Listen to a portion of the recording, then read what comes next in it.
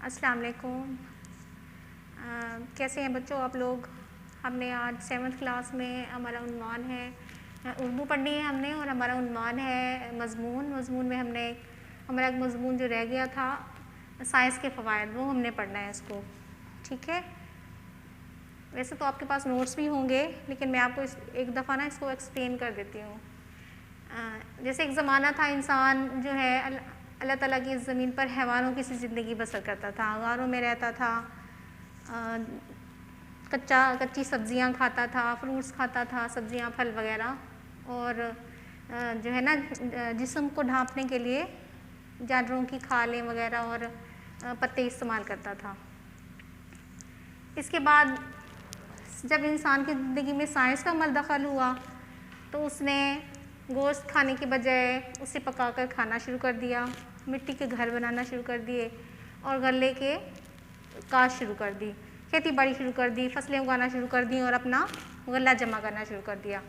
बाबरदारी के लिए और सवारी के लिए भी उसने सबसे पहले व्हील ईजाद किया, उसके ज़रिए बैलगाड़ी बना ली, सफ़र आसान कर लिया, अपना खेती बाड़ी का सामान लाने के लिए और ले जाने के लिए जो है वो उसने अपनी सवारी बना ली।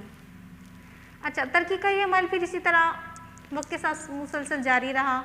इस दौर में भी साइंस ने इंसान के आराम के लिए इतने सामान मुहैया कर दिए हैं कि उन्हें शुमार करना नामुमकिन है। मैं आपको एक सफ़र की मिसाल देती हूँ। पहले ज़माने में जो इंसान थे वो पैदल सफ़र किया करते थे, हज़ारों मील उन्हें कहीं सफ़र पे जाना होता था तो वो पैदल ही सफ़र किया करते थे।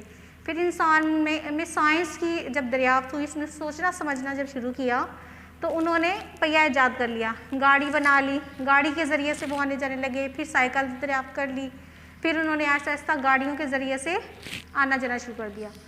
अब तो उन्होंने हवाई जहाज़ का सफ़र करना शुरू कर दिया है, अपने सफ़र को मज़ीद आरामदेह और वक्त भी बचा लिए है, आरामदेह भी बना लिए है और वक्त भी बचा लिया है। इसी तरह साइंस की मैं आपको बहुत सारी ईजादात के बारे में बताऊंगी, ठीक है, जिसमें टेलीफोन है, टेलीग्राफ है और मोबाइल वगैरह है। इनके ज़रिए इंसान हज़ारों मील दूर से बात हो जाती है। रेडियो और टेलीविज़न की बदौलत दुनिया के हालात और लाखों मील दूर की खबरें हम आंखों से देख भी सकते हैं और सुन भी सकते हैं। इससे पहले क्या होता था, कभी जाकर पता चलता था कि वहाँ पर किसी का एक्सीडेंट हो गया या किसी का मर्डर हो गया या कोई जलसा हो गया या किसी के बारे में मालूमात होती थी तो हमें कई दिनों बाद किसी आदमी से सुनाई देती थी। लेकिन अब क्या है, हम टेलीफोन के ज़रिए से फ़ौरन उसी वक्त अपनी खबर जो है वो जो भी हमारी ज़रूरी खबरें हैं या हमारी जो मालूमात हैं हम एक जगह से दूसरी जगह मिनटों में भेज सकते हैं। रेडियो भी बहुत पहले की ईजाद है। रेडियो और टेलीविज़न की बदौलत दुनिया के हालात और लाखों मील दूर की खबरें हम आँखों से देख सकते हैं और कानों से सुन भी सकते हैं। इसी तरह बिजली इंसान की बेहतरीन ईजाद है। मैं आपको बताऊं, बिजली के ज़रिए इंसान ने अपनी ज़िंदगी को और आसान बना लिया है। हमारा उठना बैठना, हमारा आराम सुकून, हमने ज़िंदगी को बिजली के ज़रिए से बहुत आसान बना दिया है। पहले हम गर्मियों में ऐसी हवा में लोग दरख्तों के नीचे बैठकर गर्मियों में वक्त गुजारते थे, लेकिन अब ऐसा नहीं है। ये साइंस की ईजादात है जिसके ज़रिए हमने अपनी ज़िंदगी को आसान बना दिया। इंसान ने इससे तारीक घरों को रोशन कर दिया, कमरों को हस्बे मंशा एयर कंडीशनर के ज़रिए ठंडा या गर्म कर लेते हैं हम।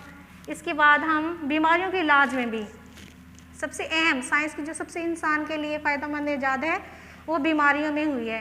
पहले हम हकीमों के पास इलाज के लिए या बीमारी की तशख़ीस के लिए कई अरसा लग जाता था, लेकिन अब ऐसा नहीं है। अब हम साइंस के ज़रिए से इस ईजाद ने ना बहुत आसानी पैदा कर दी है।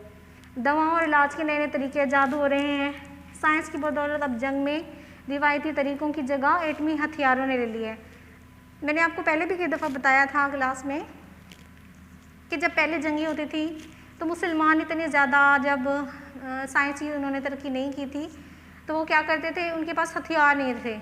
लेकिन जो अंग्रेज़ थे, ब्रिटिश लोग हैं, उनके पास नए नए जदीद हथियार होते थे और वो वैसे नहीं मुकाबला कर सकते थे जैसे अब साइंस की बदौलत कर सकते हैं। तो उसने ना साइंस की ईजादात ने अब जंग के भी नए नए तरीक़ों को ज़ाहिर किया है।